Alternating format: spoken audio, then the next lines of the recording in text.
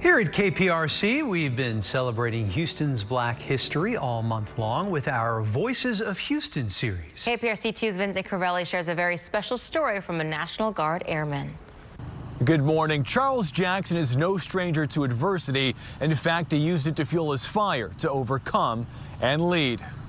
Passion. I am an American airman. I'm a warrior. Purpose. My mission is to fly, fight, and win. And pride. I will never leave an airman behind, and I will not fail. A creed that Charles Jackson exemplifies. He earned the rank of Chief Master Sergeant in the Air Force, which is the highest enlisted rank. And it's a culmination of my 36 years of service that I now am called Chief Jackson. Over 1,000 airmen report to Ellington Field and are charged with various assignments, including combat operations, supporting food banks, coronavirus missions, and much more. Jackson oversees a multitude of administrative duties that support all of these airmen. We're in a rare position to where we can positively affect an airman each and every day. Jackson's wisdom, character, and leadership were forged in adversity as a young boy growing up in New Orleans. I can remember days of going to the store with my mom. You're walking around and she's trying to buy clothes for you,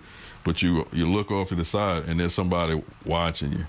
Wherever you go, this person is following you. Jackson was also subjected to having rocks and eggs thrown at his school bus and other forms of racism. So for a young man, that was a lot to deal with. But he took those hardships, put them in the furnace, and used them as his fire to lead his airmen by example. And it's ingrained in me to treat people equally and to make sure that we don't repeat the ills of the past. And Jackson says that Black History Month is important because it keeps the conversation about African-American successes and sacrifice alive, which is important for everyone, regardless of race. I think all of these things help us to come together and have a better understanding of who we are, and it brings us closer together.